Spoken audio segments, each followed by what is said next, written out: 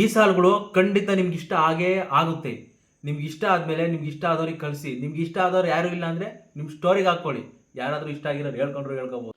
ಮೀನ ಕಣ್ಣಿನವಳು, ಹೃದಯ ಕೆಣಕಿದವಳು, ಕೊಂಚ ಸಂಚು ಮಾಡೋ ಕಣ್ಗಳು ನನ್ನ ಹೃದಯದೊಳಗೆ ಅಚ್ಚೆ ಹಾಕಿದವಳು, ಹಾಗೆ ನನ್ನ ಜೀವಾದಳು.